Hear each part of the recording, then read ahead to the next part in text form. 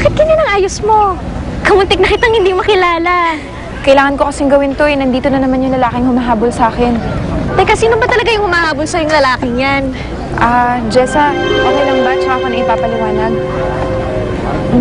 Pumunta ako sa inyo kagabi. Kinuwento ba ni Val?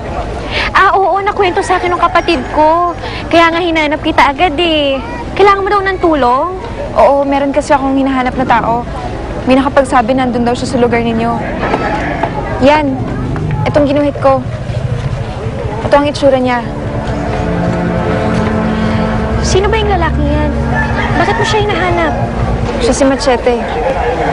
Siya ang lalaking mahal ko. Val! Ah! Nasaan ang ate mo?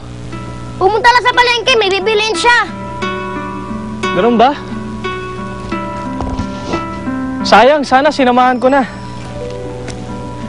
Ako, hindi pwede.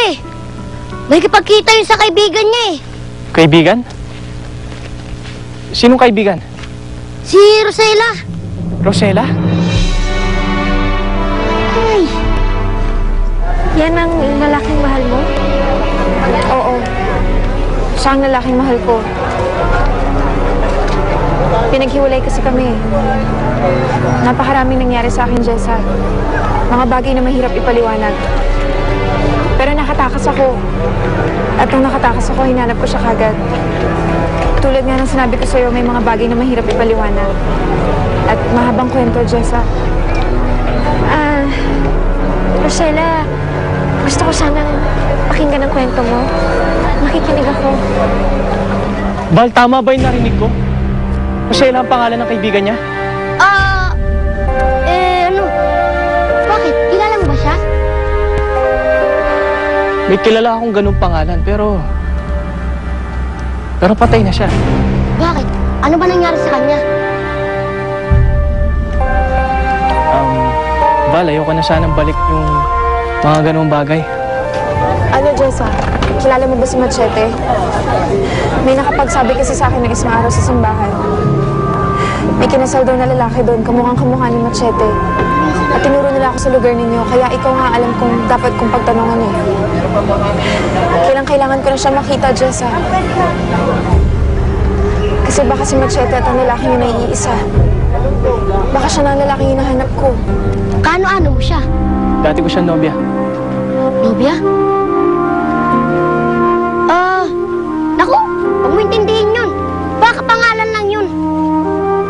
Marami mang Rosella sa buong mundo eh. Di naman ni isa. Marahil nga.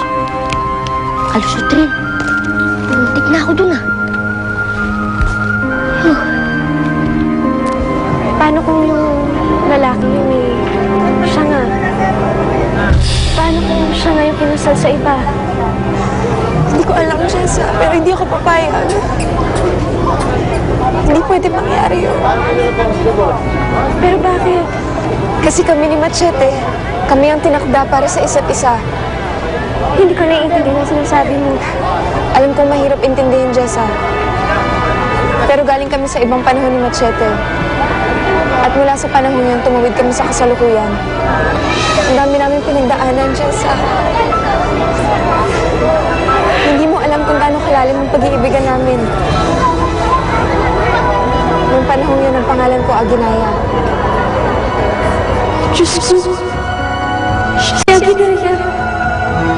Buhay si Aginaya.